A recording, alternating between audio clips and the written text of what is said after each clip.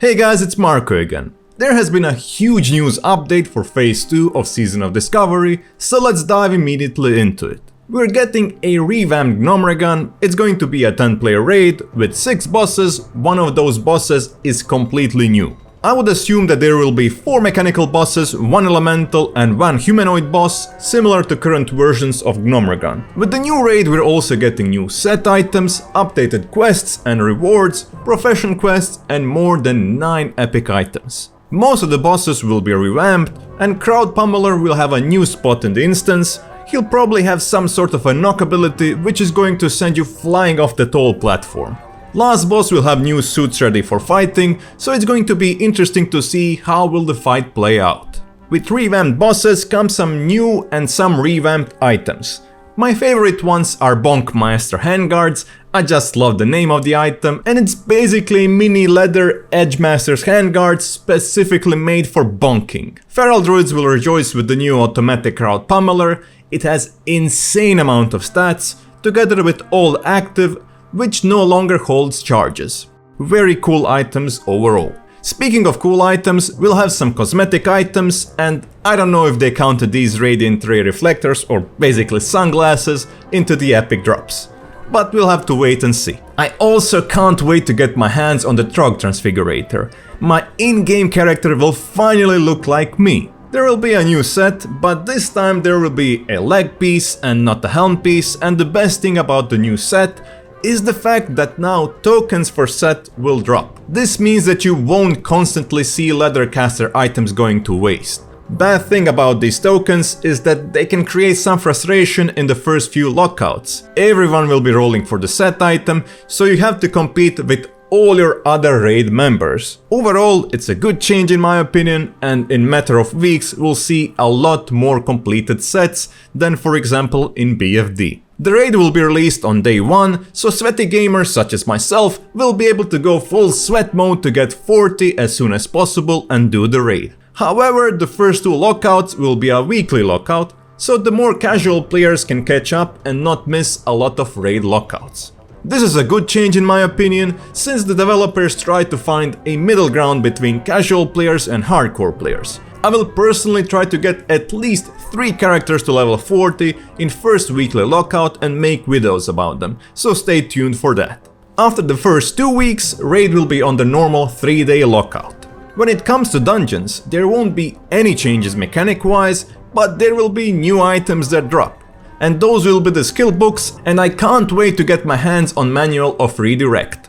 This will probably allow rogues to swap targets without dropping combo points, and it's just a good quality of life change. Shamans will be able to control their totems a lot easier, and paladins won't be the poor buff machines every 5 minutes. I really didn't expect the next change, and the change is that we'll get 2 new rune slots for our belts and boots. As if I didn't fail enough bosses already by forgetting to change my runes. But hey, it's still going to be quite interesting to see all the new combinations and possibilities. I won't go over all the runes previewed, but I'm most looking forward to Hunter's Melee Specialist, which brings a lot of min-maxing ideas with auto-attack reset when using Raptor Strike. Rogues will finally get an AoE ability with Shuriken Toss, and as a rogue main, I'm very happy to see this. And as a big shaman enjoyer, I'm looking forward to the good old Maelstrom weapon for those nasty instant cast chain lightnings. I'm not much of a PvP player, I will do PvP to get better gear for my characters, but the new PvP event seems to correct all the Ashenvale mistakes, so I might go into the battle fray more often. This PvP event will start every 3 hours, so it's going to be easy to plan around it. The event will last for 30 minutes and it's going to be free for all PvP across the whole zone. Raid groups will have some kind of a diminishing return, so with this way they will try to force people to group into smaller groups and brawl off in the jungle. But be wary, players won't be the only bloodthirsty things out there.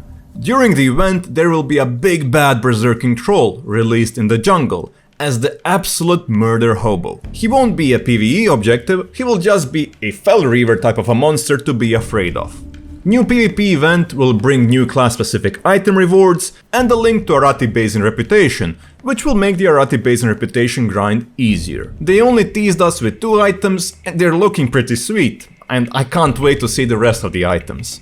Also, if you don't want to be part of the free-for-all, you'll be able to toggle it off with an emissary.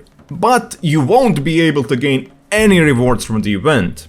And of course, enemy faction will still be hostile to you. And the most important reward of this PvP event will be the 2 new mounts, and Horde and Alliance will be able to grab both of them. Most of the Horde players will go for the Tiger, and Alliance players for the Raptor.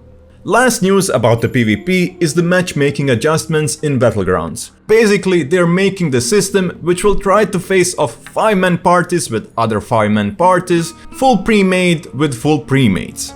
But if any of the parties waits too long for the queue, the rules will be ignored. Overall, it's a positive change, and we'll need to wait and see how is it going to work. Hopefully solo players won't get constantly smashed by the premates. When it comes to Ashen Vale, it's going to receive some quality of life changes, it will also be on a 3-hour timer in Phase 2, and it will never start at the same time as the Stranglethorn event. STV event will start at noon, and Ashen Vale event will start at 1 PM, and both will be on a 3-hour timer. Luckily, we won't be needing to do Ashen Vale for the world buff, since you won't be able to gain the buff after level 39. The same thing goes with the BFD world buff. Stranglethorn Vale event won't have a buff, but Gnomragan raid will have it. As for professions, there will be a lot of new recipes with Epic Helm quest chain, similar to the BFD Epic quest chain. We will have new enchants, alchemy and engineering items. And they also gave a preview of new epics and new consumables. Enchanters will be able to make a small world buff for only 3 Dream Dust. And alchemists a potion which also boosts your damage for a short duration. I find the alchemy potion super interesting, since it can be a high risk, high reward item, since it will probably share its cooldown with other defensive potions. And as we all knew, professions will be capped at 225, and you won't be able to take the profession specialization until the next phase. That means no armor smithing and weapon smithing for blacksmithers, for example. When it comes to leveling, new characters will get 50% experience buff from level 1 to level 25, and for players which completed a lot of quests, BFD will give a huge amount of experience. So strap your belts for more BFD at the Phase 2 launch. Also, there will be an overhaul with waylaid supplies, they'll give a lot more experience, and they will have additional changes which they didn't want to talk about. Lastly but not least, they talked about botting and exploiting. They say that there is a new tech coming in Phase 2. Honestly, at this moment, I don't exactly believe in their ability, not even ability, but willingness to combat bots, even though they will say otherwise. Bots are really a plague upon this game, and they should deal with them way more swiftly.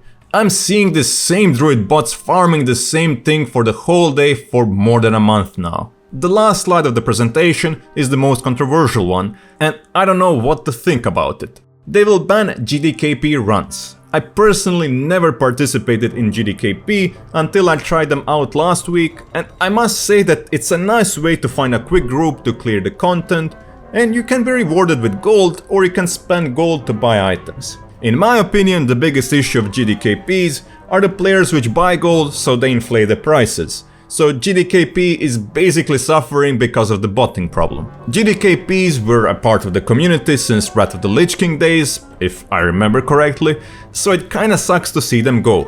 But I guess I can see their point that they want to try Classic without GDKP, and we'll see how it will go.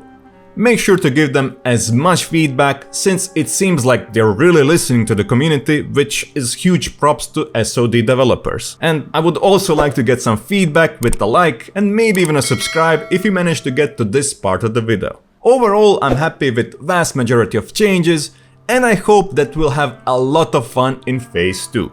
Share your opinions in the comment section, and until next time, bye bye.